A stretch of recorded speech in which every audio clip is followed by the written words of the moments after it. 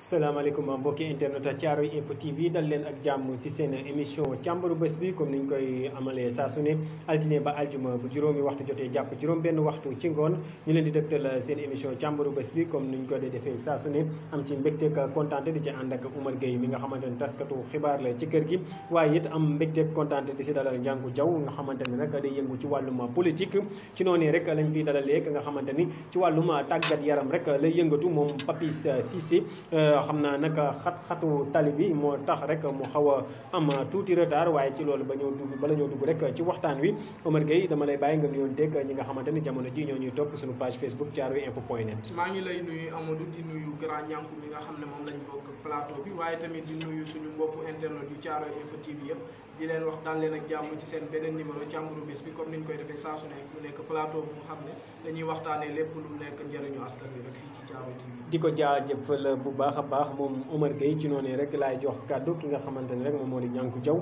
ma leen di fàttali nag moom rek dafay yëngatu ci wàllum politique waaye it nekk ab karimiste ñu ngi lay dalal si plateau càmbaru bés bi. waaw maa ngi leen di jaajëfal di leen encouragé te di leen ñaanal en tant que jeune si dalal bi ñu dalal fii muy lu am solo ñu nekk no ay jeunes kon waxtaan bi xam naa dina am solo ndax si entre jeunesse muy lu am solo ndax suma maître muy wax dafa wax ni jeunesse bi mooy fer de lance bu bépp développement kon loolu ñu ngi si am di kontaante may Ndiankou Diaw je me nomme Ndiankou Diaw donc juddoo Pikine gi mais nekk un ressortissant aussi donc de la commune de Ndiéthie benn commune bu nekk si département bu Dagana mais aussi bokk si presque ay plateformes yu bëri yoo xam ni ay plateformes carimistes lañ surtout bi ñuy wax la plateforme des carimistes du département de Pikine nga xam ni dafa defoon composante 16 communes yi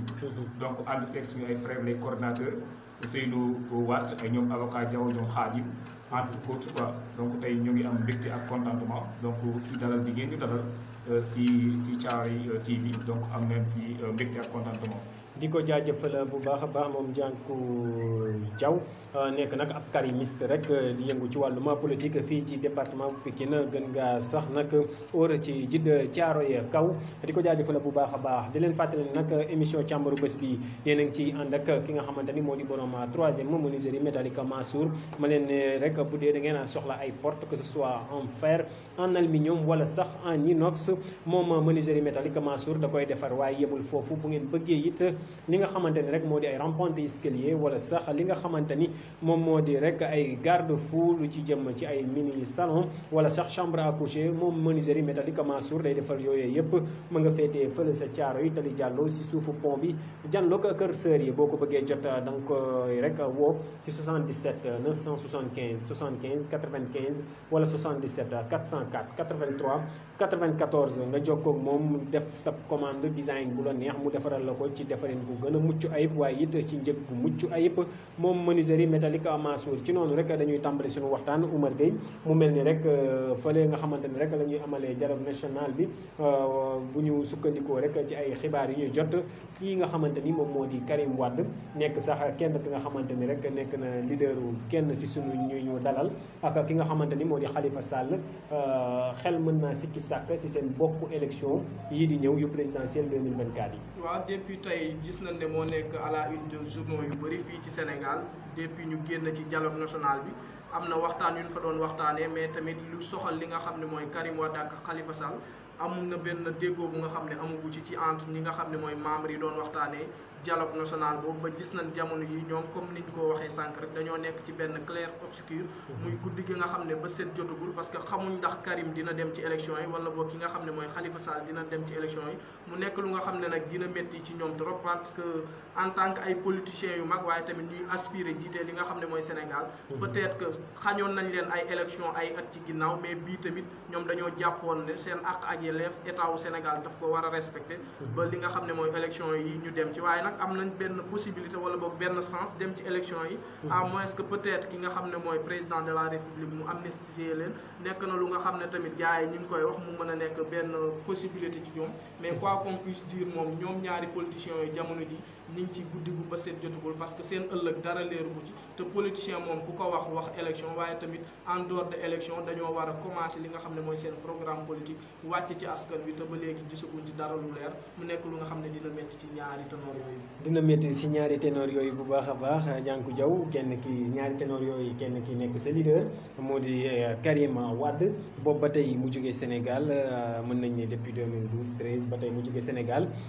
duggaatu fi boobu ba léegi tey jii ñu ngi sikki sàkkawaat élection jàll na fi d'ailleurs tey ñu ngi sikki sàkkawaat bokkam ci élection yi di bëgg a ñëw loolu naka ngeen ko gisee yéen. waaw merci mon frère maa ngi lay am mbégte ak contentement encore ci question bu am solo bi ngeen posé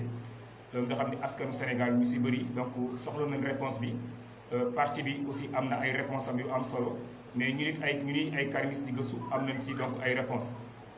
bi si njëkk muy dialogue bi nga xam ni pouvoir mi ngi koy def yàgg ko di def si lu dëgg parce que pouvoir bi dafa yàgg si léppam si ñàkk wax dëgg la koy defee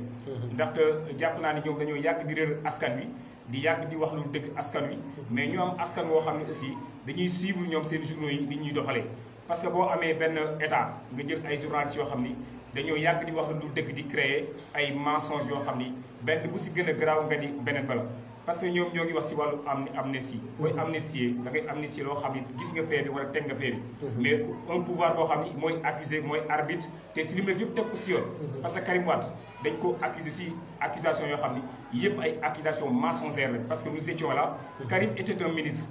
du CREI moo ko topp parce que gis nga suñu corps bi ñu yor bu fekkee ni ministre nga ancien ministre comme li Mansour Faye bërki démb li mu def si ay injustice bi ñu ko woowee dafa ni moom du ñoom ñoo ko topp parce que haute cour de justice moo ko topp kon Karim Meïssa Wade haute cour moo ko waroon topp te haute cour bu lay topp dafa lay wax ni fee bi yaa ko def yaa jël li yaa jël li contrairement à la CREI bi nga xam ne pouvoir de Macky Sall daf ko utiliser te Abdou Diouf moo ko utilisé en 81 kon cela veut dire que ñoom lépp li ñuy wax si wàllu amnistie haute ay naxe mbaay la kon état bi dafa ni mu doon naxee gars yi ba jël nguur noonu la leen bëgg di naxee ba gars yi nekk si yeneen orientation yoo xam ne du orientation pour moom mu jóge fi état naxaatewul ba jël nguur dafa ñëw wane preuve am dem ci ay li nga xamante ni moo di ay campagne jëlee fi ki nga xamante ni moom moo di seen leader seen mën naa ne père muy Abdoulaye Wade Macky Sall daa wàcc ci terrain bi liggéey ñëw proposé Sénégalais yi programme Sénégalais yi woteel ko si li ngeen gis wala ak li mu leen wax parce que autant journalistes yi muy rajo yeeg télévision yi premièrement si Youssou Ndour mi nga xam ne c'était un narcisse moom moo doon wayal Sénégalais yi wax leen damaa soxla ay carte Abdoulaye Wade ku ko am boo ñëwee sama concert doo fay kon mi ngi commencé si moom si kan la commencé si Latif Coulibaly da nga ko déggati Abdou Latif ana waa Y'en a marre parce que dañoo jël ay équipe yoo xam ni ay Souleymane Jules Diop ay Yaxam ay Madiambal le Sénégal ñoo ngi commencé nax Sénégalais bi mu commencé déglu way parce que Youssou Ndour amoon na rajo am télévision ànd ak ñoom Yaxam ànd ak ñoom Souleymane Jules pour dire des contre-vérités c'est Abdoulaye Wade parce que ay naxee mbaay la ñu naxee nit ñi ba jël réew mi. mais buñ dellu si waatee si contexte bi Abdoulaye Wade nekkul que ni nit ñi dañ doon jël di naxee mbaay dafa doon dugal ab loi sénégalais yi jug taxaw ni loi bi kat bëgguñu ñu dal si xëy na moom ak son degré de démocratie nangu ki muy nangul démocratie mu delluwaat ginnaaw ci loolu depuis loolu sénégalais yi nag xam le ni ñun kat bëgguñu ñetteelu mandat looloo tax tey jii xëy na xel yépp ëlbatiku woon dem ci Macky Sall. xam nga proposition yooyu nga xam ne si assemblée lay jaar député yi ñoo def proposition pour loolu bi ñu demee. mais boobu yéen a nekkoon majorité. quel que soit alpha rek état bu si nekk rek donc am na nooy dox rek te di nga soxla majorité quel que soit mais proposition yi nga xam ni député yi ñoo koy jox assemblée bi ñooñu ñoo ko dee voté ak ñoo ko dee ñàkk voté te Abdoulaye Wade lii ñu waroon def si projet boobu mu leen joxoon ñoom li ñu mënoon mooy ñu bàyyi nit yi ñu voté ndax war na nekk warta nekk foofu lañ toll ñoom foofu la ñu réeré askan bi donc dama lay wax ni encore une fois du projet boobu lañ jaar pour daaneel Abdoulaye Wade mais dañoo wax lu dul dëgg ndax sénégalais yi yóbbu leen si xiif yóbbu leen si ñàkk taal dëkk bi ñoom yaa naa mar si taal dëkk bi waaw loolu daal moo indi problème boobu yóbbu leen ci xiif yóbbu leen ci mar taal dëkk bi est-ce que di nga ànd ci kàddu yooyu Omar Gueye du ma ci ànd parce que dès l'instant que mu ne dañoo nax sénégalais yi te ñoom ñu jiite woon li nga xam ne mooy Sénégal 2000 à 2012 ñu yoree woon li ñuy wax appareil d'état te état ku ko wax force wax li nga xam ne mooy doole ji mu am est-ce que loolu tamit nekkul signe de faiblesse wala boog day wane ne li nga xam ne mooy PDS dafa gën a nërmeelu mooy réccu bi sénégalais yi kon pour vous dire que dañoo nax sénégalais yi parce que yàlla moo dañoo réccu moo fi nekk Macky Sall qui n'a même pas donc def 10 ans si pouvoir ñu ni ko tey jii ñun réccu na on a Abdoulaye Wade mi fi ñëw si avant élection yi les gens tey dañ ko jëli ñu wan fi foule boo xam ne Macky Sall même était perturbé donc par ce retour de Karim ce retour de Abdoulaye Wade. kon cela veut dire que ils ont trompé le peuple ils ont trahi le peuple ils ont dit des contre-vérités à ce peuple kii finira tey jii wax leen ni Macky Sall nax nañu gouvernement de Macky Sall nax nañu te nax googu mi ngi fi di fay sénégalais yi mënuñu def élection mënuñu jël seen carte d'identité nationale ñaata millions de sénégalais de jeunes ñoo mënu jël seen carte d'identité kon le pouvoir de Macky Sall ak ñi mu àndal dañoo nax sénégalais yi si nax googu moo tax ñu ni dañoo réccu donc li Abdoulaye Wade dem dañoo réccu li Abdoulaye Wade dem maa ngi leen koy wax sànq seen njërbeel dem nañ fi dalal ki nga xamante ni tamit ab day rek def tàggat yaram sportif la waaye it xam na xat-xatu tali yeeg yooyu moom moo tax daal ba rek mu am tuuti retard mais damay jublu si ñi nga xamante ni ñoo di internet yi di ñu topp jamono ji sunu page Facebook thiaroyeinfo.net ku ci mel ni Laye Abdoulaye Diaw mi ngi naan Karim Meïssa Wade est éligible moom ba tey Laye Abdoulaye Diaw naan Karim sera candidat en 2024 Malick Ngom moom mi nga xam le ni rek kii yàlla na leen yàlla may ndam xaw ma ñan lay ñaanal noonu Cheikh Nia moom mag naan rek Cheikh Nia Zarkoza ca di dem ba tey ñu ànd ak ñooñee rek kii di Ami Pay di xanaa na nice l'équipe moom Laye Abdoulaye Diaw ma ngay ñëwaat rek di xamle ni kii di président Abdoulaye Wade est un démocrate Cheikh Tidiane Mbaye moom mi ngi xamle ni rek bonjour à toute l'équipe di nuyu équipe Thiaroye Info bi yëpp Mouhamed Goloko tey xam naa plateau bi doon na la soxla Mouhamed mi ngi naan Karim a accepté un compromis donc lu mu am jël loolu dinañ si ñëwaat aca Papis ñu ngi lay dalal di la jaajëfal bu baax a baax di la bàyyi nga nuyoon teeg ñi nga xamante ni jamono ji ñoo ngi ñuy teewlu suñu page Facebook. waaw asalaamaaleykum maa ngi ñu ma fekk si plateau bi di jégalu si la ziar ñëpp di baal ñëpp di ko jaajëfal bu baax a baax moom Papis Sané n'est-ce que Cissé Papis Cissé est-ce que du moom mooy Papis Demba Cissé ba wala. acca du Papis Demba Cissé ba mais jamono ji daa mel ni équipe nationale soxlawaat na ku mel ni Papis Demba Cissé de. waaw soxlawaat na ko de soxlawaat na ko. acca ci loolu tey est-ce que yaa ngi ñu dab ci waxtaan wi ñu doon waxtaanee ki nga xamante ni moo di Karim Wade ak Khalifa Sall d'ailleurs est-ce que di nga suivre politique du Sénégal. sportif yi moom souvent dañ naan politique moom jaay reebatas politiciens yi moom du leen suivre à 100% parce que ñun tamit ku nekk sa domaine la ñu ne sport la ñu gën a concentré wu si lañ gën a xam dara mais léeg-léeg di ngay bàyyi xel ci actualité politique yi waaw léeg-léeg dinaa si bàyyi xel acca tey nan la lay def wala ban jàngat nga am ci Karim Meïssa Wade bi ñu ne moo Khalifa Sall ku moywul duñu bokk ci élection présidentielle 2024 yi di ñëw waaw loolu moom pour dire vrai rek man moom ñooñu suma sant dañuy ñëwaat sax ay sénégalais lañ defuñu loo xamante ni war nañ leen mën a génne ñi def na fi lu gën a pire ñu bàyyi leen si dëgg bi donc moom dañ leen war a bàyyi si dëgg bi ñu toog ñu demante ku mën sa morom du ma ku mën sa morom du ma jongante loolooy baaxi góor Oumar Gueye tey Mouhamed Golo ko bu ñu déggee ci ay rek commentaire am mi ngi naan kii di Karim Wade dafa accepté benn compromis leen la nga xamante ni dañ ko doon ruumanaat si suuf ba jëlee ko fi tey est-ce que bu ñu sukkandikoo ci li Mouhamed wax dañuy topp rek logique am moom lu mu am nga jël parce que tey jii boo gëmee ni defoo dara ña la war a topp ñu la créé yi moo la topp est-ce que tey bu ñu ko doon proposer ab deal pour mu génn après mu ñëwaat est-ce que war ko woon bañ depuis loolu. quoi qu'on puisse dire loolu moom nekk na lu nga xam ne dafa lënte xelu doomu aadama yëpp surtout ñi nga xam ne sax dañoo féete ci PDS parce que génnu Karim Meïssa Wade bi gis nañ ni mu demee dafa génn ci guddi gi lañ ko jël génnee ko li nga xam ne mooy Sénégal mu dem ci yeneen origine nekk na lu nga xam ne ñu ngi ci doon posé wu ay question peut-être que loolu moom mënuñ ko ci bañ a dindi parce que peut-être benn compromis wala benn deal moo nekk ci suuf xamuñ bu baax a baax lan moo xew te Karim Wade tamit ba léegi musul génn def benn déclaration pour wax ci boobu mbir mais quoi qu'on puisse dire rek moom Karim li xew lépp xam na ko peut-être moom xam na kañ lay retourner te waxugu ko ñi nga xam ne mooy ay militants mais tamit di xam le ne li nga xam ne mooy président de la République ba tey ñi ngi wax ci waxum troisième mandat kan moo koy succédé loolu lépp dafa nekk lu nga xam ne ay calcul politique la te ñooñu dañoo nekk ay ténor yu nga xam ne dinañ peser ci li nga xam ne mooy élection yi te man jàpp naa ne président de la République Macky Sall heure bu bëggee dem ci li nga xam ne mooy troisième mandat kii di Karim wala boog kii di Khalifa Sall du nangu benn yoon ñuy jàkkaarloo ak moom ba te li nga xam ne sax mooy élection locale yi nga xam ne moom lañ jëm ci janvier 2022 man jàpp naa ne du bëgg ñi nga xam ne mooy Khalifa Sall wala Karim Wade bokk ci yooyu élection parce que dañuy déranger ci wàllum mbooloo waaye tamit gis na li nga xam ne mooy parti démocratique sénégalais rek dafa am doole mais tamit mairie de Dakar gis nañ li nga xam ne mainmise bi nga xam ne kii amoon na ko ci Khalifa Sall loolu lépp soo ko boolee day nekk lu nga xam ne peut-être day déranger ki nga xam ne mooy président de la République Macky Sall mais lépp lu ñu mën a wax rek mooy Karim Wade ak lépp lu ñu koy toppee moom tamit am na lu nga xam ne demande sociale la woon biñ fii teg ki nga xam ne mooy président Macky Sall dafa am lu ko askan wi jooytu woon muy xaalis suñu xaalis bi nga xam ne dañ koy utiliser waaw aussi yi ak yu bëri suñu xaalis bi nga xam ne dañ koy utiliser waaw mu nekkoon benn cumul de fonction bu nga xam ne tamit gisoon nañ ko ñu bëggoon ci ay leeral je rappelle que créé ki nga xam ne mooy Abdou Diouf andi woon na ko fi à travers Abdoulaye Wade mu xawoon a naax saay tuuti mu jëlee woon ko fi mais tamit am na ñuy wax ne des fois mënuñ ko ci bañ a génne dafa nekk benn appareil politique bu nga xam ne des fois président da koy utiliser pour gàllankoor ñenn ci ay opposants pour mën a wàññi seen doole ci kujje politique yi loolu en quelque sorte désolant si mbiru politique bu Sénégal loolu moo ñaaw ci politique bu Sénégal parce que dañuy gis ñi nga xam ne ñoo ñuy gouverner dañuy utiliser l'appareil de l'État pour wàññi wala boog pour kii naax saayal yenn ci ay opposants te nekk na lu nga xam ne du ñu gënal parce que soo demee fële ci Europe en général da ngay gis état day financer li nga xam ne mooy parti politique yi opposants yi parce que opposant du noonu mais dafa la war a permettre sax yow à travers critique yu muy def nga ciy jàngat ay leçons pour mën a doxal sa mission. acca tey Ndiankou Diaw est-ce que tey Karim Wade il n'a pas été nonchalant que muy accepter ay deal pour génn Sénégal. li ma lay xamal mooy man fa ma nekkoon rek laay nekkaat leen wax ni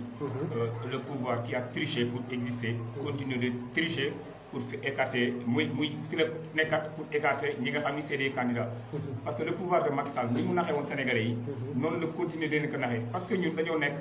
faf léeg-léeg ñu xas politiciens yi fekk peuple bi moo faible parce que nous avons un peuple très faible parce que suivre li am parce que dañu naan il faut laisser la justice faire son travail alors que nit ki bu accusé nit juñ ko dara parce que mënoo ku mel ni Karim Meïssa Wade ñoom ñu jiñ ko 6 000 milliards ay Amath Dansokho yi ñooñu dañ ko doon njëkk jàpp wax leen ni donc teg leen preuve boobu ñu ni déedéet c'est 4 000 milliards ñi daan c'est 2 000 milliards ba mu neex leen état Sénégal ni c'est 698 milliards léegi non mais foofu rek moo wax parce que ay accusations yi ñu teg Karim Meïssa Wade loolu wax dëgg yàlla ana ministre boobu bu finance kon xaalis boobu fan la war a jaar état Sénégal cours bi mu jël te pourtant corps de contrôle de état yaa ngi fi mais yëpp ñoo blanchir Karim Meïssa Wade Macky Sall c'est mieux que quiconque que Karim Meïssa Wade tey jii buñ ko yóbboon si yoon bu normal parce que biñ koy woo boobu mi ngi à l'extérieur ñu wax ni ko boo ñëwee fii lii si lii la war a enquêter donc ñu si bari entourage am ni ko boo demee Macky Sall ak fi mu toll xen gi ko topp donc boo ñu dina la ko teg état xañul si nit donc si loolu la ñëw proposé lu ko neex jël ay Dubaï pot ni Karim Meïssa Wade moo ko moom ASS ni Karim Meïssa Wade moo ko moom donc jël multi ay milliards yoo xam ay bourses ñoo ko moom ñu ni Karim ñu chargé ko ndax Macky Sall tariwul li ko Ablaye Wade jàngal. non Macky Sall a été un très mauvais élève de Wade parce que man je pense que Macky Sall s'il était un bon politicien tey ji entourage bi mu àndal warul ànd ak ñoom parce que Wade nga xam ni Afrique et le monde ñoo koy remercier par rapport à ses idées par rapport ak ay pensées ku mel ni Macky Sall dëgg la juddoo fa dafa xaw a màggee mais je pense que politique bu muy politique du politique bu baax ci peuple du politique boo xam ne aussi baax na ci askan. bu ñu delloo ci histoire dañuy gis que ni li Macky Sall li ngeen di jiiñ ni Macky Sall moom lay dund nii jamono ji ak Karim Wade doxoon na ci diggante ki nga xamante ni moo di Abdoulaye Wade ak Idrissa Seck.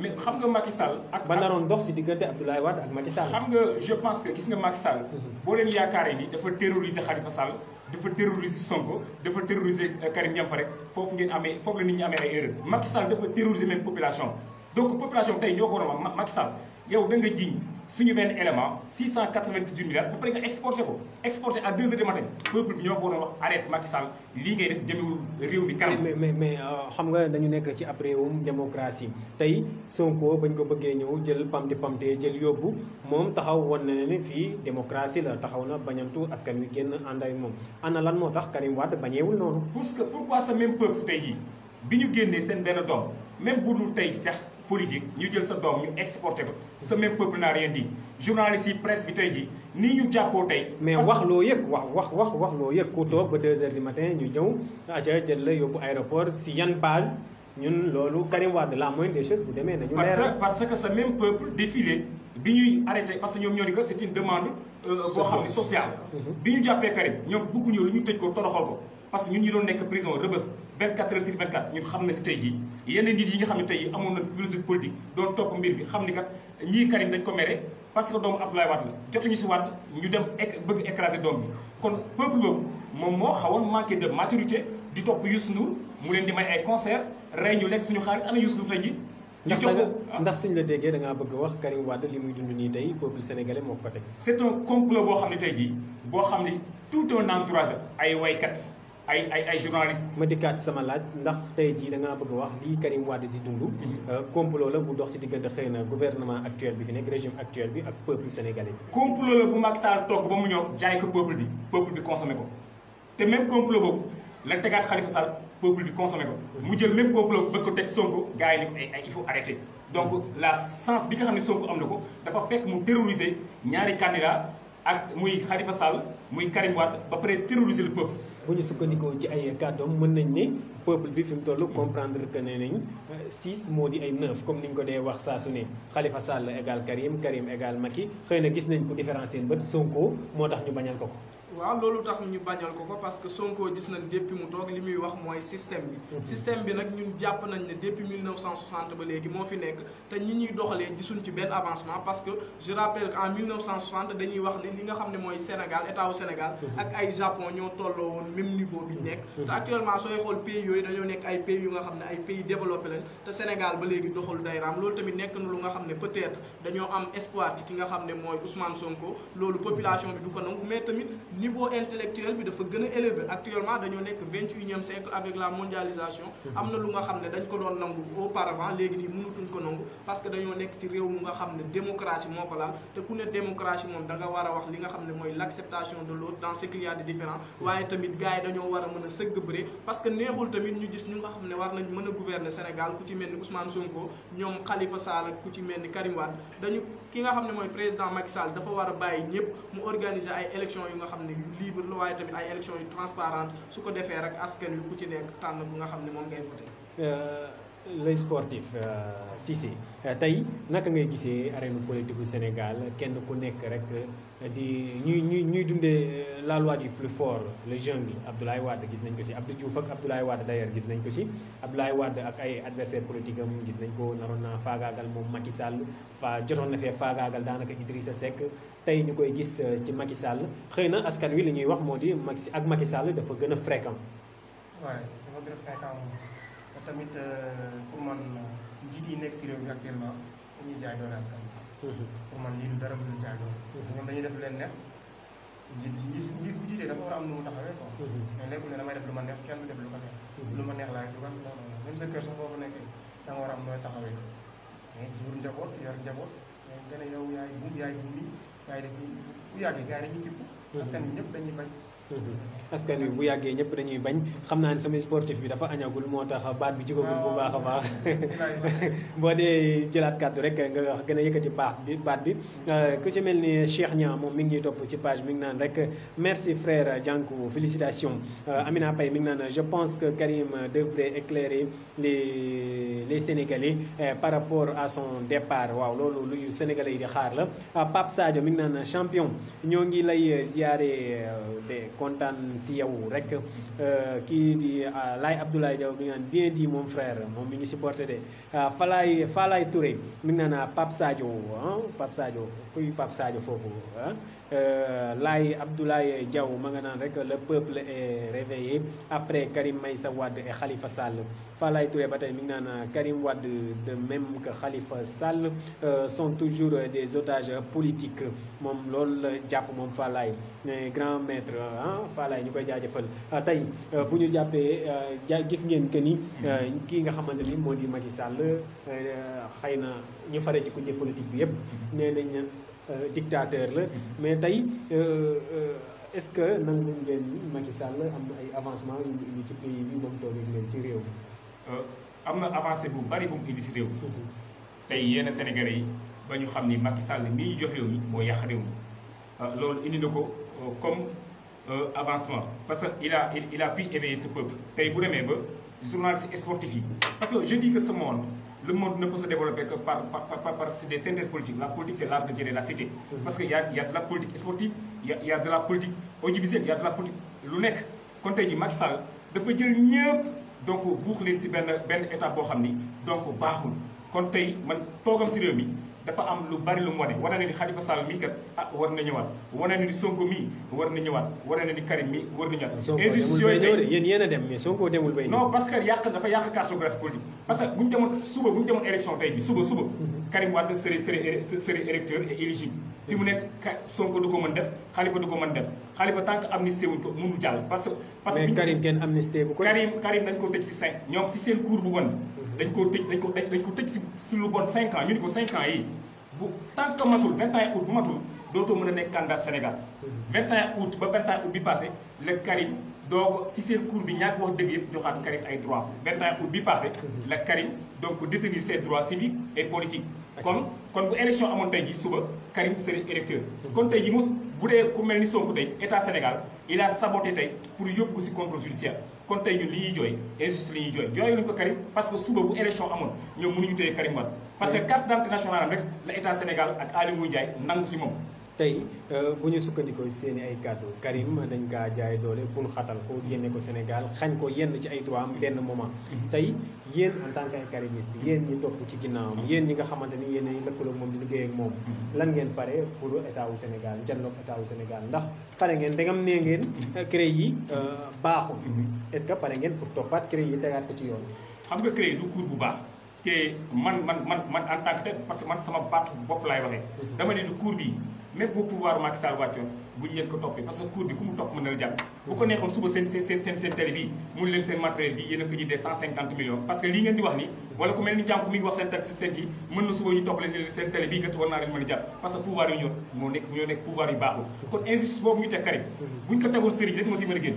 xalif général rek nga ko mën teg cours bi mu rëcc si ndax taalibe ñëw je rappelle que CREI li ngay wax moom du la laaj li nga xam ne wala boog su lay topp moom da lay topp laaj la ay justification est-ce que Karim Wade su joxe woon ay justification yu nga xam ne yu palpable la CREI boobu dina ko mën a xam nga li tax CREI baaxul CREI day ñëw ni leen lii lay jar te yaa ko jënd te par force yowal amul réponse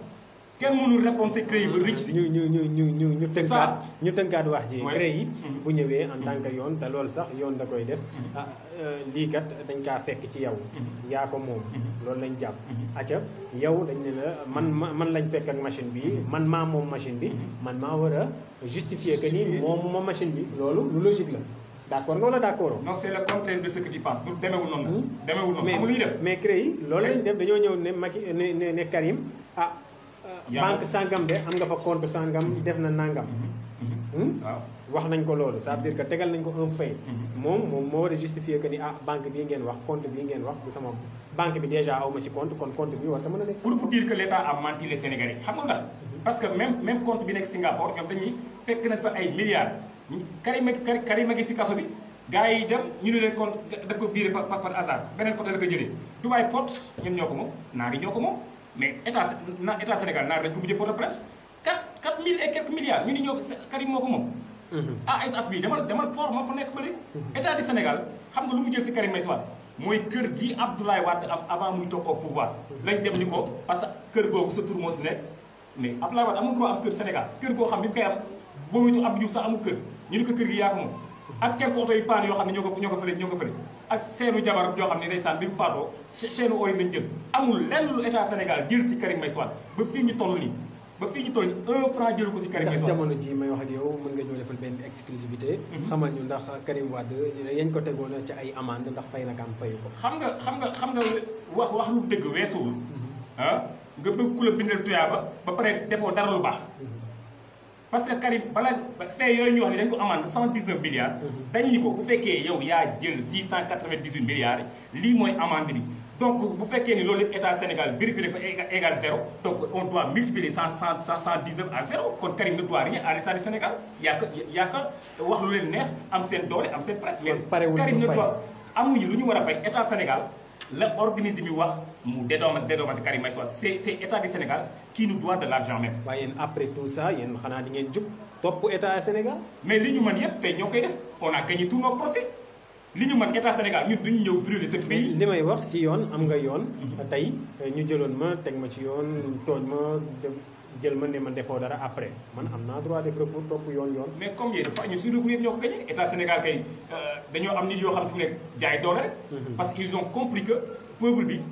ñoom dinañ leen xiifal ba duñ tal justice su ko defee suba ñu yàlla leen jox leen ceeb suba ñu jox leen yëre suba ñu déplacé leen donc di nax Sénégalais yi. Sénégalais yi dañ continuer ndaxte peuple bi ñoo ko wax Macky Sall il faut arrêter élection boo moytul élection sax lu am fi Sénégal boo moytul.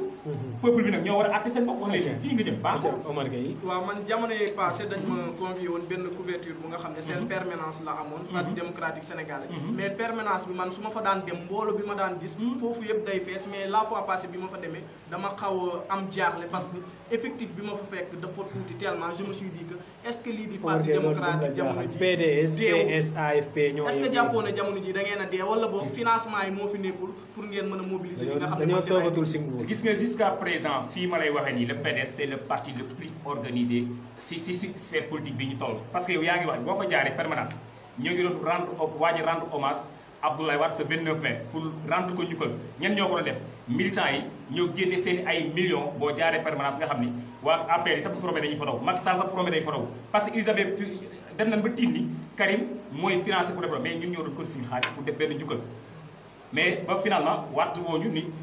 avec ce corona là parce que le pouvoir de Macky Sall moom chaque fois mu ni corona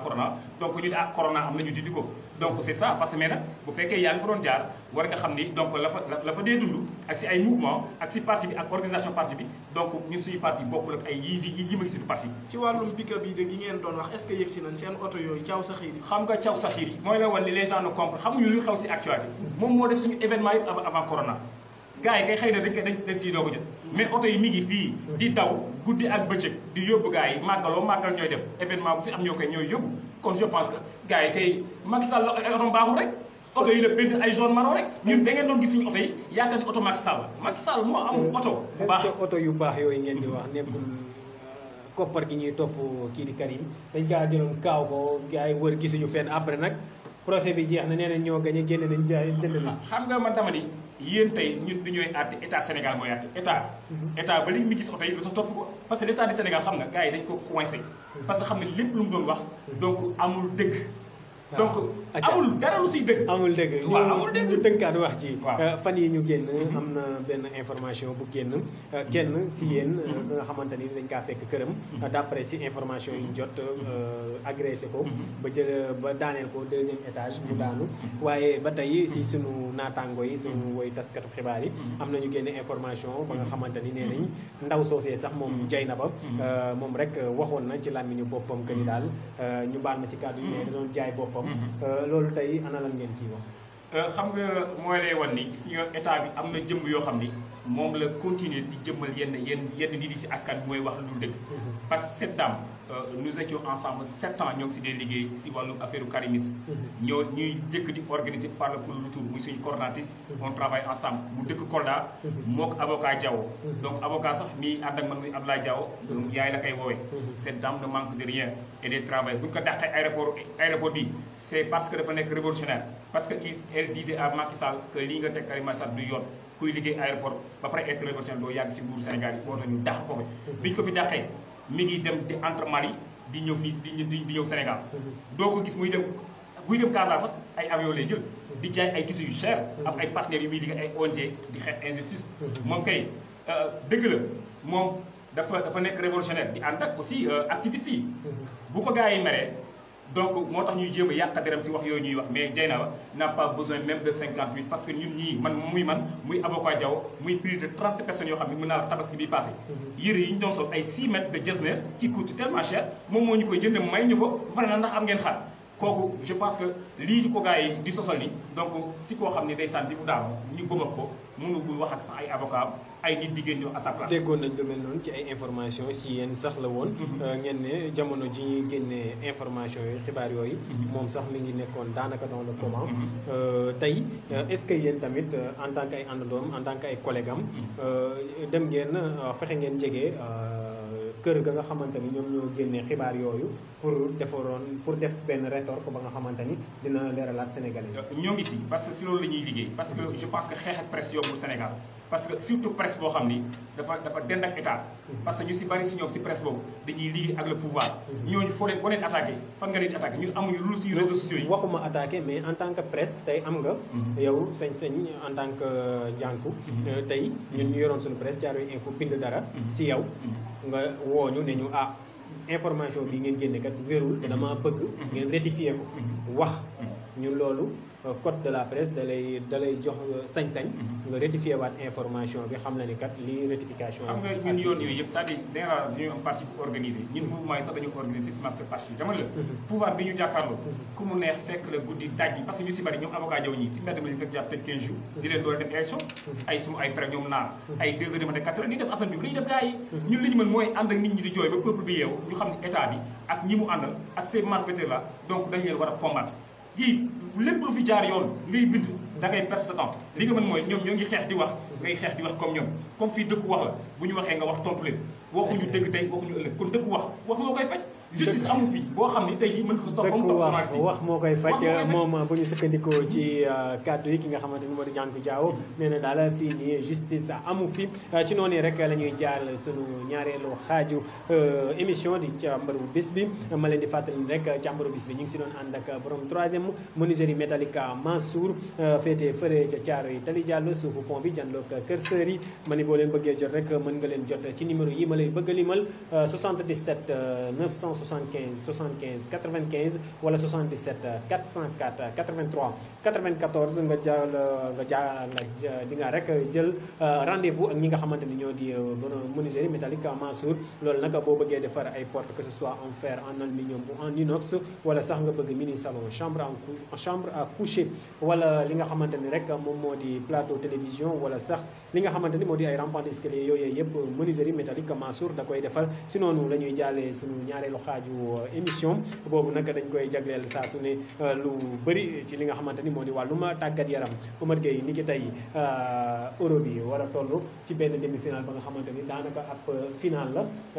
match boobu noo ko gisee tey. waaw comme ni nga ko waxee match bi moom daanaka final la parce que ñaari pays yi muy opposé dafa nekk ay pays yu mag ci wàllum football. gis nañ ne ñaari équipe yëpp jël nañ li nga xam ne mooy mondial ku ci mel ni Espagne jël na ko waaye tamit muy daje ki nga xam ne mooy Italie mu nekk équipe bu mag mais Italie moom actuellement dafa nekk ci benn lancé bu nga xam ne lancé bu exceptionnel la parce que dañuy dugal te duñu encaissé mu nekk lu nga xam ne yombul ci équipe mais gis nañ ne tamit depuis euro bi commencé dañuy dugal lu bëree bëri mais tamit ci geneen wàll gi Espagne gis nañ ne début compétition bi dafa nekkoon ci ay difficultés mais actuellement mi ngi commencé di retrouver li nga xam ne mooy jeu quoi qu'on puisse dire daal nekk na match bu nga xam ne match bu neex la ñu war ko am tey à partir de 19h di ci xaar spectacle bu neex aussi. di ci xaar spectacle bu neex mu mel ni Espagne li ñuy wax ci compétition ñoom daa mel ni dañ ko xam parce que compétition dañuy ñaan boo ci demee ngay dem di màgg di dem di màgg Espagne rythme boobu la ñu jël dafa mel ni seen lii bi dafa croissant mais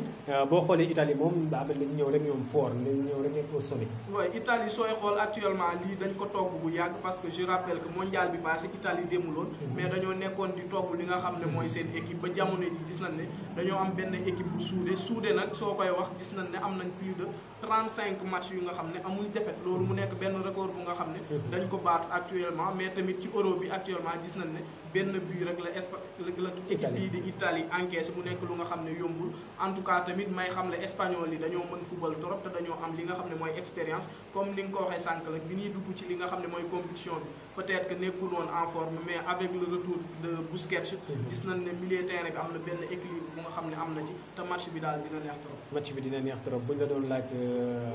score match bi tey. score moom joxe score exact du yomb mais jàpp naa ne moom dina am ay buts parce que voilà seen ñaari attaques yëpp dafa nekk. koo def favori pour mu koo gën a yaakaar final. non man final bi maa ngi gis li nga xam ne mooy Italie Angleterre quoi. Italie Angleterre Cissé Papis tey ñu war a amal demi-finale li nga xamante ni moo di Europa League wala Coupe d'Europe tey match boobu noo ko gisee Espagne Italie. waaw match bu nar a neex la match bu am rythme lay doon nag. parce que italien yi boo gisee ni ñu footballee dañuy football 90 minutes duñu bàyyi. espagnol yi nag man seetaan na ko ma leen mais italien yi laa seetaan. ak Angleterre laa mos a toog seetaan leen. mais ñaari équipe yooyu moom li ñu football leen impressionné vraiment. ñu yor football boo xamante ni football très très haut niveau la. te footballu gagneur la ñu yor. xam nga dafa am sport dafa am kuy compétir pour gagner am kuy compétir pour compétir. d'accord mais ñii nag ñoom ay gagneur lañu quoi. ay gagneur lañu ndax Coupe d'Europe bi gisagum nga ci benn mbetteel surprise demi-finale. non non. gisagum mooy surprise. ñi nga surprise moo ko gis si sport. sport moo ko gis si sport quoi. parce que bu préparé wu rek fekk pare na moom bu ñëwee lu mu am da koy jël. waaw. acca ndax mën nañoo jàpp ni Italie ak Espagne jamono ji ñu ngi yor dooley Macky Sall. yaa ngi koy yóbbu foo xam ni c'est-à-dire man nawetaan laa tam waa Pikine laa man di yeewu ba ma nekkee Pikine di suivi yeewu daal ay match yi nag c'est très rare damay ñëw rek. waaw ñu ne ma kii gagné na wala kële gagné na rek. waaw loolu daal laa xam si. acca mooy loolu mais jamono ji moom pour ma leeral la rek ñii di Italie ak Espagne moom jamono ji ñu ngi mel ni Macky Sall bëri nañ doole. mën nañ li ñuy def mën nañ football ni Macky Sall mënee politique. non ils sont des professionnels Macky Sall est amateur politique Macky n'est pas politique. non mais quoi qu'on puisse dire nag nañ ko nangul ne xam nga caay-caayu politique dafa am. politique am nañ ci débat boobu mais caay-caayu politique. caay-caayu politique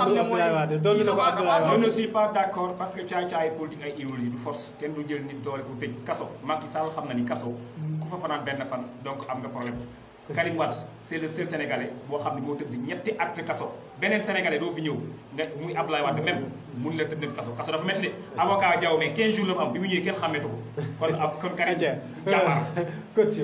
coach yow ban sport ngay pratiquer carrément. waaw man boxe française laay pratiquer. boxe française. boxe française moom mooy boxe loxo kase yi quoi. boxe tànk ak loxo. tànk ak loxo kickboxing wala. wala bokkul benn lañ quoi benn lañ d'accord dañuy sol ak dàll. d'accord dañuy compétir ak dàll. dañuy dóor tànk dañuy dóor loxo. Thaïlandais yi ñoo dul sol dàll quoi. Thaïlandais non non def tànk mais ñun dañuy sol dàll. dañuy sol dàll. dañuy sol dàll puis dañuy dóor ak dàll yi. d'accord ok tey boxe française boobu est-ce que mi ngi dox carrément Sénégal est-ce que Sénégal nga koy defee wala da nga koy def. waaw man nag boxe française fii laa ko jàngee Sénégal fii laa ko defee fii laay compétition nationale même fii internationale sax fii laa ko defee. voilà actuellement nag dafa nekk en stand-by. parce que si Sénégal fii Sénégal wala ci. waaw si Sénégal fii mais àdduna bi moom ñu ngi def ay ñu ngi préparé championnat d'Afrique Guinée-Bissau. waaw championnat du monde mu ngi am Autriche. waaw mais Sénégal moom instant bi ñu wax ak yow nii saxat doo ko fi amul compétition nationale. amul compétition nationale tey jii boxe française boobu est-ce que ba mu daan dox. laataa moo nekk en stand-by noonu. est-ce que yéen a ngi si doon yëg lii di autorité sénégalaise wala autorité sportive yi daan ci dugal seen loxo. autorité yi moom noonu même bu ñu mosaan dugg regroupement sax ay problème yu ngand lañu am. regroupement équipe nationale même entraînement des fois dañuy am problème transport ñu am transport. per jom compétition mooy loolu doo ko gis yow da ngay compétir ba pare après nga dem ñibbi ñoom li ñu mën ak yow mooy yaa ngi préparé compétition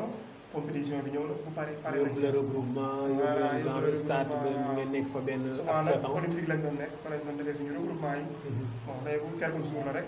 pour nga préparé wu la mais bu compétition bi ñëwee pare nañ si yow. supposons tey bu ngeen doon dem benn compétition internationale ngeen waroon dem soit Guinée-Bissau wala fenn tey état wala gouvernement mooy jël seen responsabilité transport bon déplacement beeg yooyu yëpp et j'espère aussi di ngeen am ay prime loolu yëpp prime moom turu kii la rek mais prime moom dañ koy dégg Sénégal bu koy jot mais mu amul demee bëriwul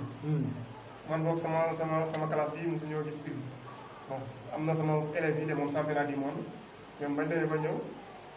32 500 la ñu jox 50 euros. ñu séddoo wala kenn ku nekk. 32 500 championnat du monde championnat du monde. li ngay wax nii dafa garaaw de. championnat du monde xanaa temps Ablaye Wade la. non ak man sax loolu yàgg championnat du monde 2018. daa mel ni Abdoulaye Wade moo joxoon gars yi 10 000 de gars yi jógee Europe retourné yi. million xaw ma si ministère la xaw ma si fédération. doo xam wàllu sport bi si ban côté lay échec. mais sport bi fi ñuy dund métti na trop. métti na trop tey nan la leen di def bu ngeen gisee bi maanaam Sénégal ñi ngi fi gën a fonk ci sport moom moo di wàllum football.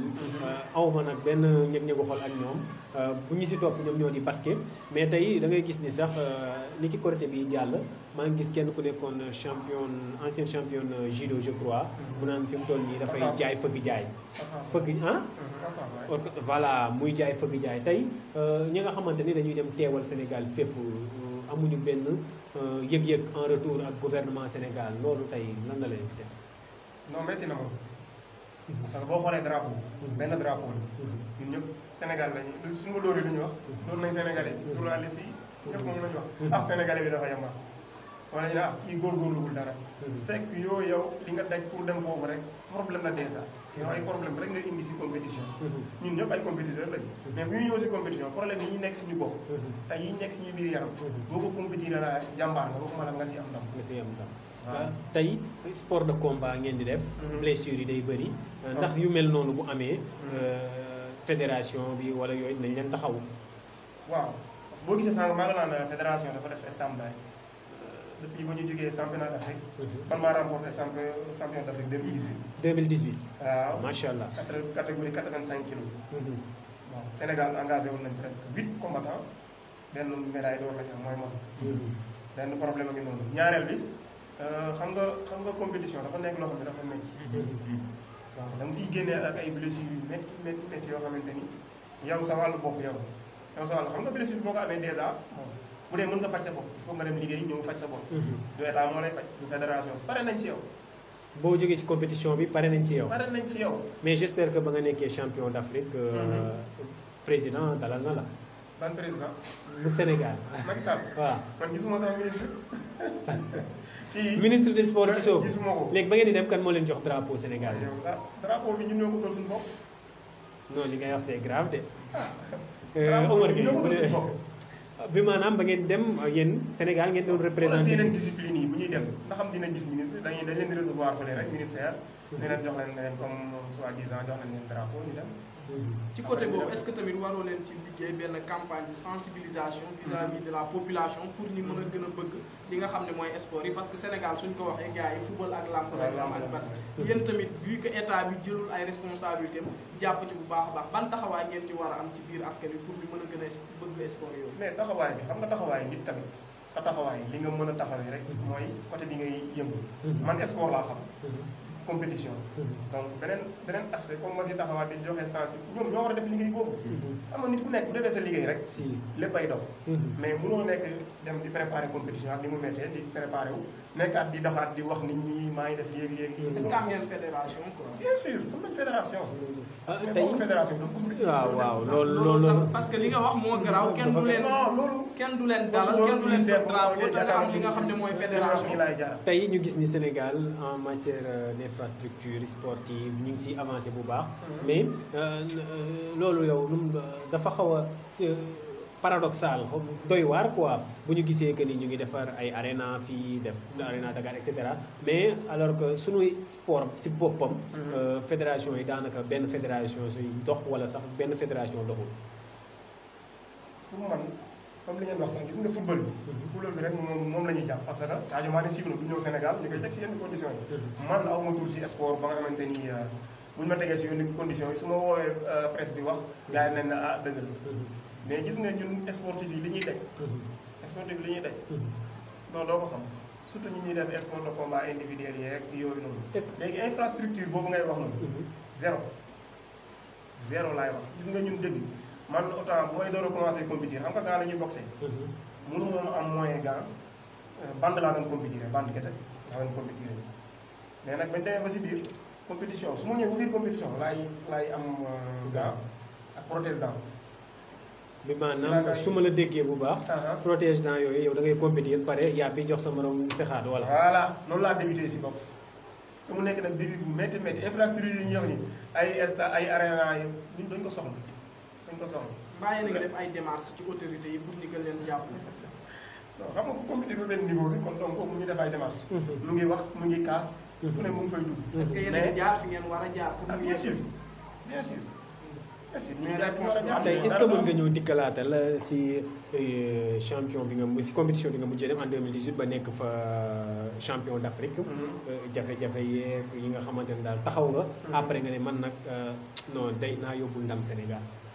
waaw gis nga avant boobu dañu def tournoi international France Sénégal ak Belgique Maroc.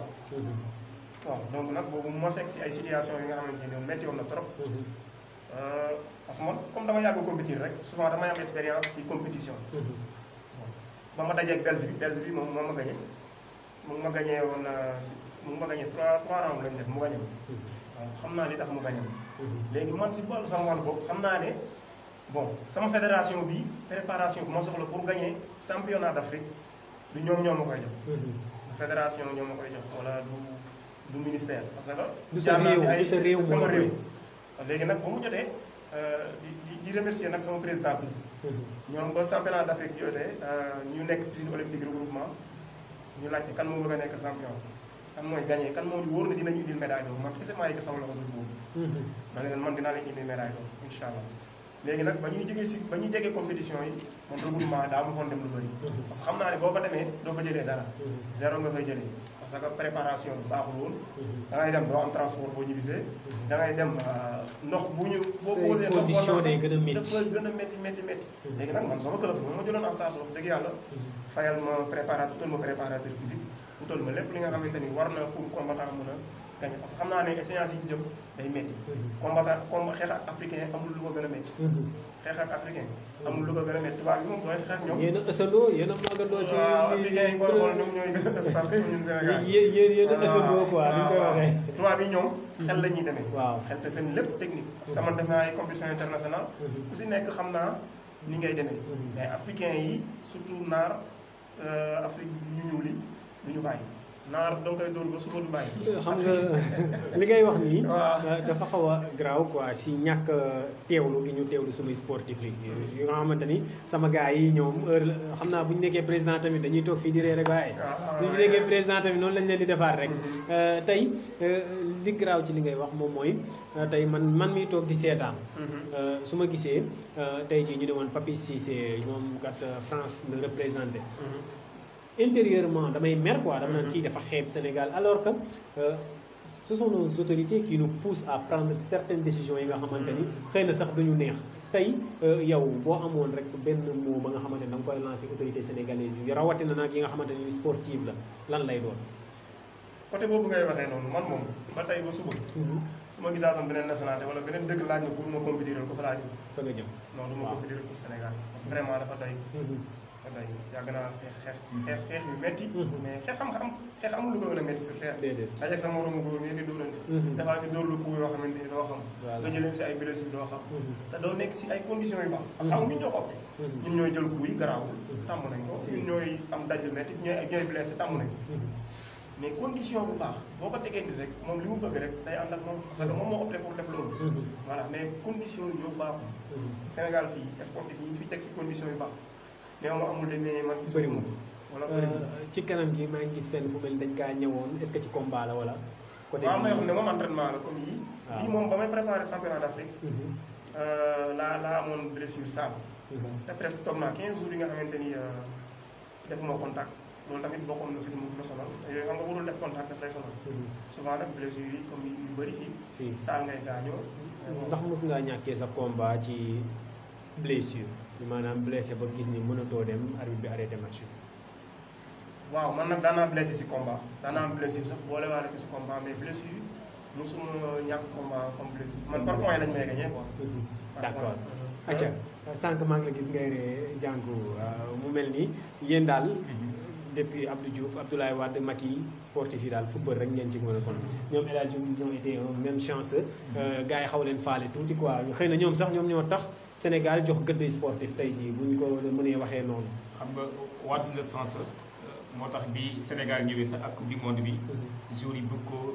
li gars yi amul mu jël leen donc jàppale leen di sol maillot bi. loolu je pense que Macky Sall sama maillot da ko jotul peut-être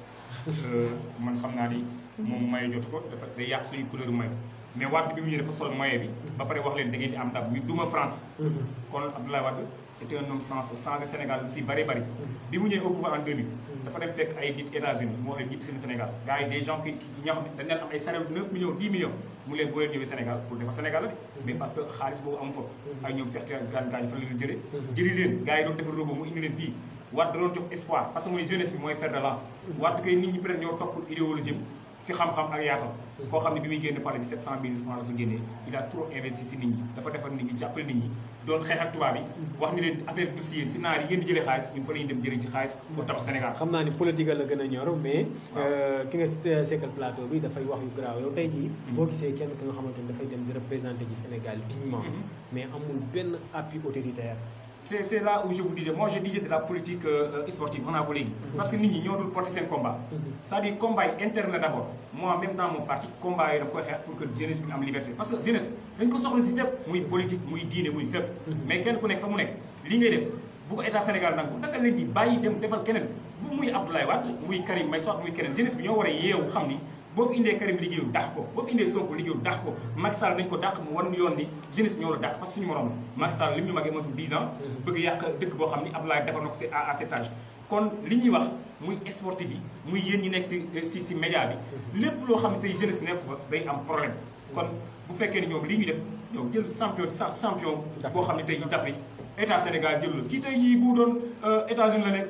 ay oto yu baax ay jet privé lay war parce que sport dafa nekk loo xam ne moom mooy élan économique mais ñu jël façon bii gars ñi muy tardé sax si ay circulation kii boobu moo xam moo jël médaille boobu ñuy wax dafa tardé waruñu ko gëm loolu il faut que ñu respecté suñu jeunesse diine bi mu bëggee jóg même ay fukki jeunes ñoo taxaw leen lii dafa war arrêté yéen journalistes yi même seen morom ay journalistes bu ñu waxee lu dëgg da ngeen war a taxaw ne la bu leen yàq suñu def parce que si démocratie lañ nekk démocratie si démocratie lañ nekk àndul ak lu am nga sañ-sañu nit ku nekk am nga sañ-sañu nit wax leen nga ne ko li nga wax kat dëgg la waaye lii ay limite la si moi quand mon parti dit des comptes da leen di yéen def baaxul waaw li bu état Sénégal dafay lu dëgg non c'est ça la démocratie mais ça yéen fu ñuy yàqee seen ay def maanaam kii bu déggee yeneen sport bi am loolu ñu ñun de dañ ñoo dimbali jàppale moom war a taxaw ne bu leen ñu fontoo parce que sport doxul sport duñu jëw football rek ñu ne le sport marche mais xam nga mbir mi ça marche pas il faut dire que ça marche pas mbir mu du ñuy mais mbir mi en quelque sorte ñun way politique yi la quoi ñun way pour ma bañ leen a wax yéen way politique yi ñun way politique yi la parce que tey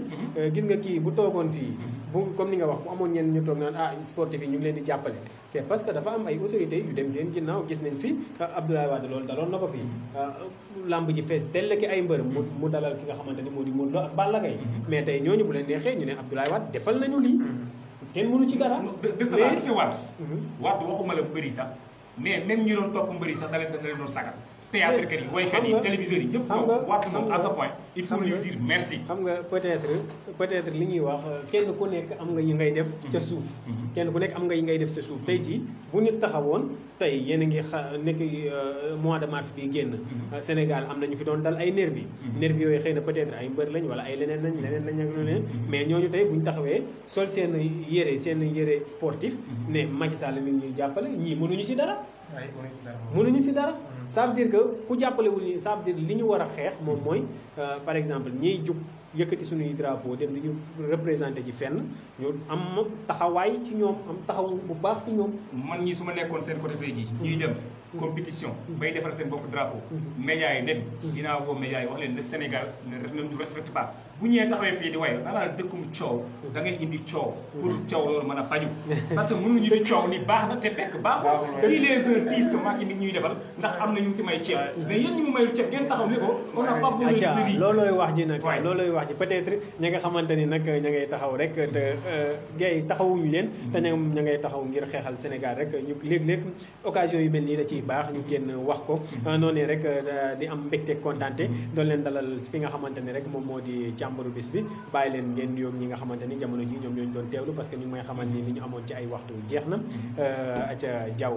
jànku di la jaajëfal di la bàyyi nga joxe sa kàddu waaw am kontaan ak mbégte franchement tase fekk benn frère boo xam ni donc li mu wax am na solo donc yéen it aussi en tant que des jeunes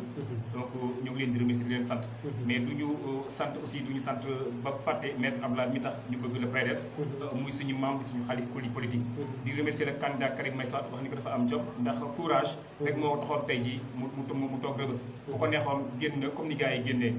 bu ñu jógee foofu aussi di remercier la plateforme des Karims département de Pikine di ziar bu baax avocat Diaw ñu koy Abdoulaye Diaw mi nga xam ne aussi démarche bi su bëri moo ko def ba ñu xaw a teewee fii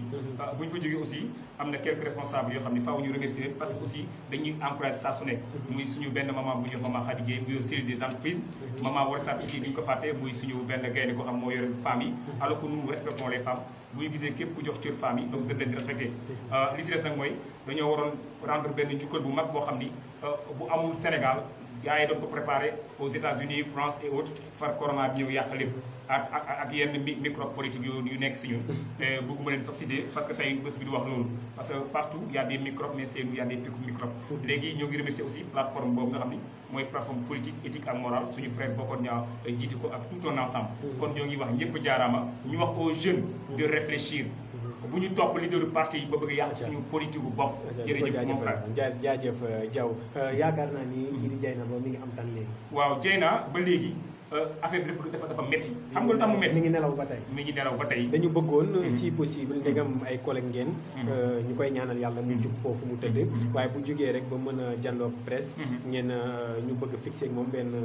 rek interview ba nga xamante ni dina àdduwaat jëm ci mbir yi. waaw merci elle est souffrante elle est tellement souffrante. et je pense que mi ngi si daal hôpital am boo xam ni.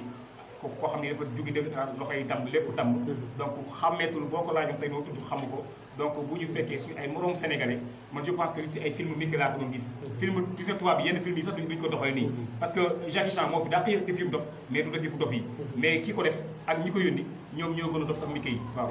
di ko jaajëfal bu baax a baax en tout cas ñu ngi koy ñaanal yàlla jële ko foofu mu nekk ba mu delluwaat ci ay activité am aca Papis Cissé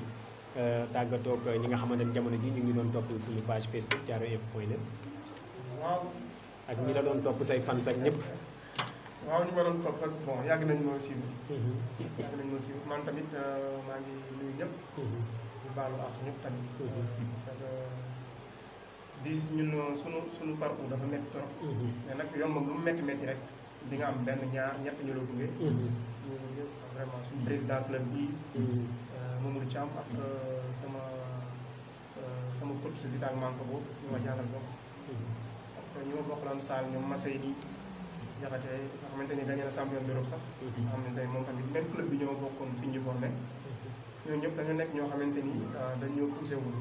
ànd ak ñun ba muy métti donc lu ñu mën a am si sport rek kon ñoom lañ koy bokkal vraiment club bi yëpp club bi nekk Thiaroye fii xam nga léegi nag di wax yeneen booy yi nekk si ginnaaw bon man buñ ma toll man su ma découragé sama bopp laa découragé su may avancé sama bopp laa avancé mais képp kuy def sport nag bëgg sport na nga si continuer xëy na ëllëg yàlla dina def mu changé xëy na ëllëg ministère yi dinañu gëstu te nag moo wax dernier mot bi ma gënoon touché sama dund mooy ba ma jógee championnat d'Afrique bi bu 2018 bi nga jël 2018 bi xam nga Sénégal dafa dem final coupe d'Afrique kii ba ñu leen recevoir palais jour maa ngi romb noonu palais mais bon pourtant j'ai mérité ça am naa lu ma neex am naa lu ma neexul ma ne ay coy yàlla maa ngi tax si biir oto bi maa ngi ne coy xoolal champion d'Afrique ñii gagné wuñu dara ñu ñëw fii di leen vice-champion on n'a pas reçu le champion et on a reçu la vice-champion voilà ma ne ñun ban dëkk lañ nekk dëkk tappale lañ nekk wala dëkk léegi nag yow voilà boo nekkee nit intérieurement da ngay dee man bu njëkkaan sport dama moom safara mais bon pour ma ñëwaat compétition nationale fu ma laag internationale fu mu toll nii jamono ji dafa métti foog nga nekk dëggantaan pour nga ñëwaat parce que boo xoolee yenn conditions yi ngay dund affaire yi métti yi ngay dund doo gaaw a ñëwaat quoi mais incha allah prochainement damay ñëwaat incha allah da ngay ñëwaat te découragé waru la normal ne serait-ce que sax nga partager expérience bi nga am ak jeunes yi nga xamante ne tey jii bëgg nañoo def la boxe française tey jii yooyu yëpp da ciy am solo te xëy na yéen rek yéen a mën a tax xëy na ñu gestu yeneen discipline yi yéen rek a mën a tax yéen a ko mën a xeex pour ëllëg seen i ay doom wala sunu ay rakkal ñoom mën a am la nga xamante ni peut-être ñun amuñu ko woon ci métier bi ñu nekkoon kon dañu leen di féliciter d'abord mais di leen encourager encore une fois ngeen gën a booster quoi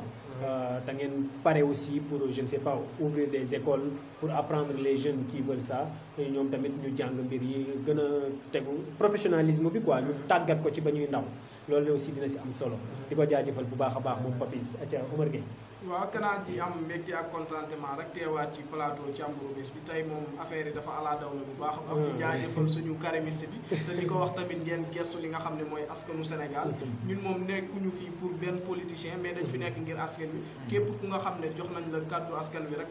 nga la waaye bul fàttee li nga xam ne mooy askan wi parce que je rappelle que ñoo ngi 2021 te pays yëpp ñu ngi avancé ba tey Sénégal moom dafa nekk di raam waaye tamit di encourager suñu grand Papis waaye tamit di ko féliciter bu baax parce que champion d'Afrique moom nekk na lu nga xam ne yombul nga teewal sa réew mais tamit di ko wax mu gën a jàpp rek xëcc su dëggul peut-être dina ñëw waaye tamit di lancer un appel vis-à-vis de autorité yëpp même yéen opposition bi da ngeen ci war a jàpp parce que drapeau national la teewal du ki nga président Macky Sall su deful li ko war ñun askan wi ñu jéem a def li ñu war jàppale ñi nga xam ne ñoo fi nekk ay champion d'Afrique ginnaaw loolu tamit di nuyu suñu mbokku internet du Thiaroye Info TV yëpp di leen jox dig daje ba suba incha allah ci beneen plateau noonu la ñuy def di leen jox dig daje ëllëg ak jàmm bu juróomi waxtu jotee jàpp juróom benn waxtu ci beneen plateau càmbaru bés bi waaye laataa loolu Omar Gueye ak équipe am dinañ leen rek dëgtal li nga xamante ni moom moo di Caaroy matin bu 9h jotee jàpp 10h ngi nañ leen fa jukkil lépp lu di xibaaru bis googee di ëllëg incha allah noonee la ñuy def rek di tàggatoo ñi nga xamante ni jamono ji ñu ngi doon topp suñu plateforme bi di page Facebook thiaroyinfo.net commentaire yi dafa bëri mënuma lire ñëpp di leen jaajëfal bu baax a baax di jaajëfal ki ñu ci àndaloon mu di Mansour borom menuiserie métallique Mansour borom 3e di ko jaajëfal bu baax a baax mbokk yeeg xarit yi ñu doon topp suñu page Facebook thiaroyinfo.net si kanam tuuti nañ leen dëgtal émission bi suñu chaîne YouTube Thiaroye Info TV waaye it mën ngeen wëy di ñu topp ngir am ay xibaar yu wóor te wóor suñu site internet www.thiaroyeinfo.net mbokk yeeg xarit yi ba ëllëg ak jàmm jaa ngeen jëf